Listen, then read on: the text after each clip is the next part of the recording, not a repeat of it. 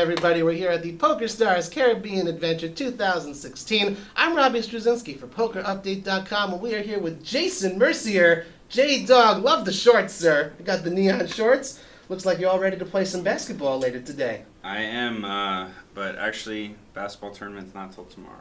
Oh, really? I Yeah. see. Postponed. Well, Yeah. by the time this airs, maybe we'll get there. I'll ask you a little basketball question after. Sure. This. Well, thank you very much for taking the time. I'm sure all our fans are really thrilled to see you here on camera. No problem. Really Anytime. appreciate it, man. Okay, so you're a PokerStars pro. Mm-hmm. What is the coolest part about being a PokerStars pro? I guess the coolest part would just be being on the same team with so many of the top professionals, you know? Being able to be on the same team with Daniel Negreanu and people like Liv Boeri, Elke, Andre Akari, all the top players. It makes it a really cool experience, and you know, also it's awesome that you're looked up to, you know, throughout the whole community. So Yeah. that's definitely one of the Sure. It's perks. also a tremendous responsibility, you know, you carry on your shoulders like that, and, you know, For sure. when you agree to do interviews like these, you know, with sites like ours, we just really appreciate it, and, you know, that's what being an ambassador is all about. Definitely. So thank you. Your breakout live tournament, everyone knows, happened at EPT San Remo. You obviously had enormous success since then. When you were going to that first final table, and now I'm sure like nothing makes you nervous anymore, but when you were going to that first final table, making a name for yourself, the breakout performance, were you nervous at all? Yeah, I was definitely nervous. I was second in chips, I think, with 8 left, and you know I was looking at the prize pool. 8th was maybe 100,000, and first is like 1.4 million. Euros, right? Well, 1.4 million dollars. Oh, It was okay. like 870,000 euros or so. Right.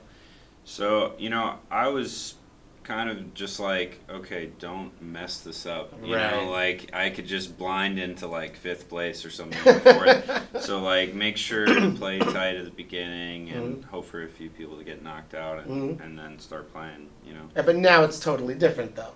Yeah, for sure. I mean, now I've played so many final tables, so many just heads up matches for titles and stuff that yeah, the more you play and the more experience you get, you're just used to the money, and you know, It becomes much more about like the psychological game, I guess, and the skills, or well, I mean, you're still kind of making sure that you don't mess things up, right, because it's still money, right? Yeah, because it's still money. You don't want to like just mess up, you know, your ICM or whatever. But yeah, you know, just the more you play, the more experience you have, and the more comfortable you're going to be making decisions, and the nerves start to, or pretty much go away.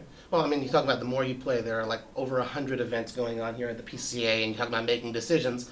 How do you decide which events you're going to play? I mean, you're not signing up for the 100 plus 20 event, right? Sure. Yeah, I mean, there's over 100 tournaments here, so I pretty much looked at the schedule and decided I was going to play the 100K, the 50K, the 25K, and the main event.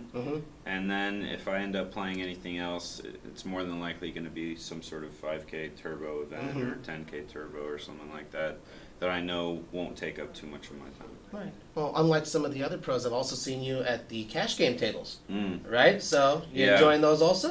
Yeah, I had a little extra time because I got knocked out of the 100K very early on day 2, and I was already over here. So then I played cash for a while, and I even played cash on day 1A of the main.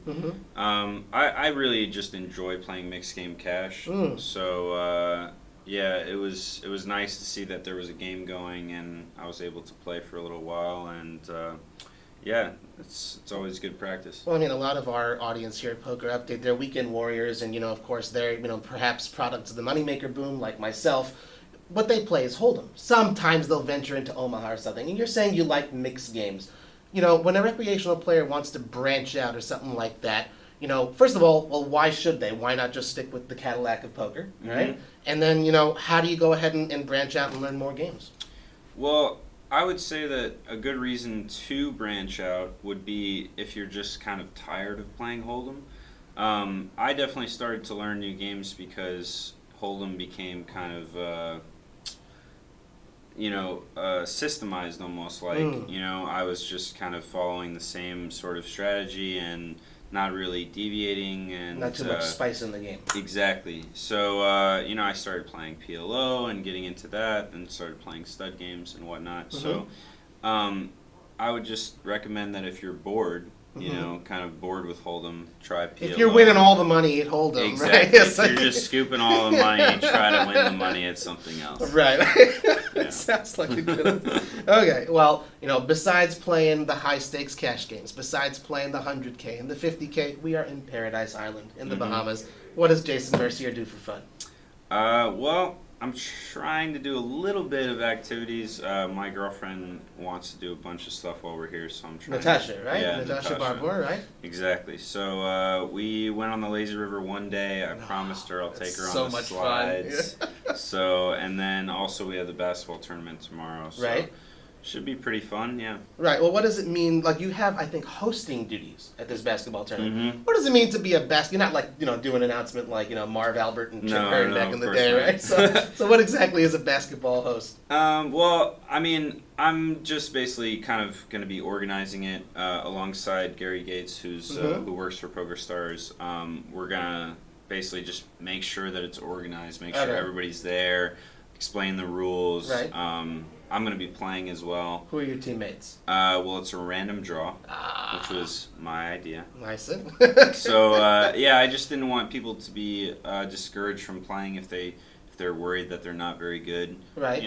Just a random draw. If you get two of the best players on your team, you might have a good chance to win. Right. So what you guys don't know, and Jason doesn't even know, I'm on his team. So we're guaranteed to win. It's two rigged. Superstars in basketball. Poker basketball is rigged. Okay. Well, what do you call it? We're going to go off script. Who needs a script? Yeah. We're going to ask you to pick a question from the hat here, Jason. Okay. Let's see. Good luck, and why don't you read it to our audience here? All right. If you were any character on Friends, who would you be? I guess I would probably be Joey. Joey. Okay, why Joey? Because Joey doesn't share food. Right? No, not because of that. I don't know. Just because I don't really like the other two guys too much. Oh, I see. Their personalities. So sorry, Chandler. And I'm not gonna pick a girl. Right. So Joey. I mean, he's kind of a ladies' man. Not that I am, but Gotcha. It is. Well, you heard it here. You heard it here first. At PokerUpdate.com. We're here at the PCA 2016. Jason Mercier, you have been a pleasure to speak with. Thank you very much for your time. We really appreciate it, sir. Anytime.